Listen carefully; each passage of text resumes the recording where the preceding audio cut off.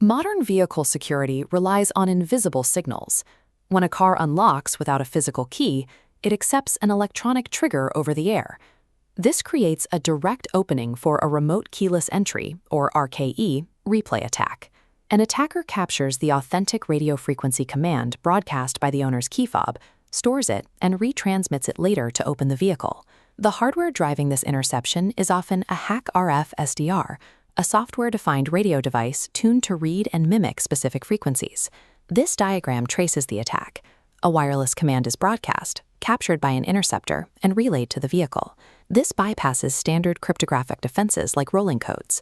The replayed digital payload is perfectly identical to the authentic command. The ones and zeros match exactly. Because the logical code is identical, software alone cannot distinguish friend from foe. To identify the capture, the system requires an additional layer of verification, analyzing the physical, analog characteristics of the transmission wave itself. This technical illustration shows how we solve an audio frequency problem using computer vision. The raw, one-dimensional radio frequency sine wave on the left is translated directly into a dense, two-dimensional RGB bitmap image on the right. By doing this, we can categorize every incoming transmission into one of three specific signal classes: the real signal from the fob, a fake low-gain attacker signal, and a fake high-gain signal.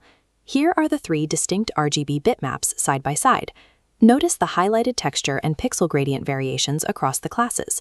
These subtle visual textures represent the transmitting device's unique hardware fingerprint. The attacker's radio leaves a distinct analog artifact the key fob does not. By feeding these bitmaps into a pre-trained ResNet-50 deep neural network, the security system can achieve a 99.71% detection accuracy against spoofed signals. Crucially, it processes this analysis with an inferencing time of only 50 milliseconds. Translating an RF hardware vulnerability into a computer vision classification task allows the system to apply mature deep learning techniques to hardware-level spoofing. This chart exposes the bottleneck of the Kefra dataset, a restricted volume of base samples.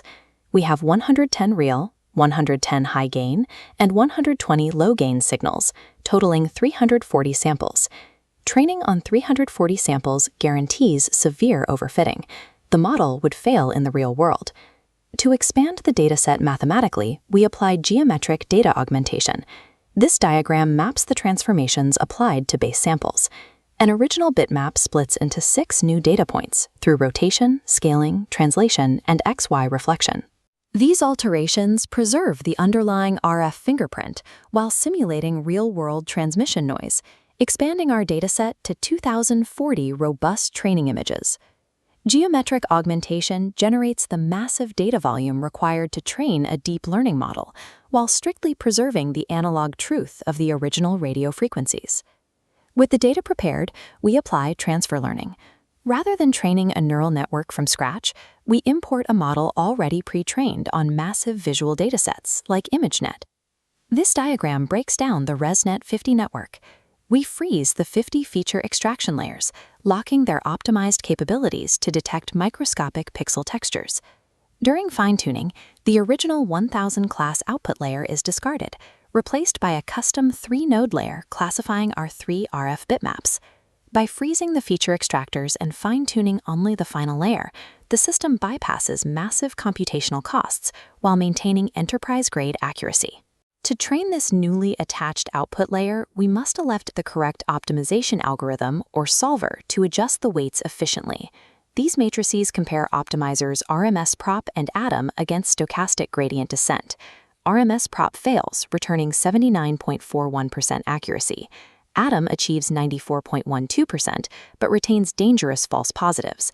SGD demonstrates absolute dominance with 99.71% accuracy, recording exactly one single false classification across 340 validation samples. This dual-axis chart traces the SGD model's training trajectory over 100 epochs. The loss function rapidly drops towards 0 as accuracy climbs sharply, hitting a plateau at epoch 75. This indicates optimal model saturation with a final validation loss of just 0.29%. SGD succeeds here because we are fine-tuning a transfer learning model. The feature space is already strictly defined by the frozen layers. Standard SGD follows the gradient precisely, avoiding the erratic local minima jumps that plague momentum-based adaptive solvers like Atom. This flowchart maps the pipeline.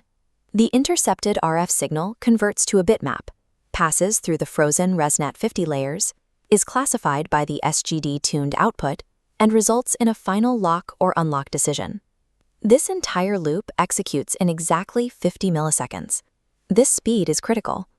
Automotive engineering enforces strict user experience latency thresholds for physical interfaces.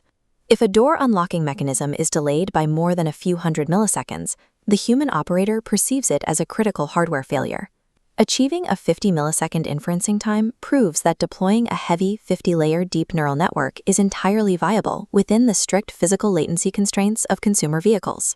By translating invisible radio frequency waves into dense computer vision data, we bypass the inherent fragility of standard signal processing. The vehicle's receiver immediately identifies and rejects the physical analog signature of the attacker's hardware, rendering software-defined radios and replay tools obsolete at the point of entry.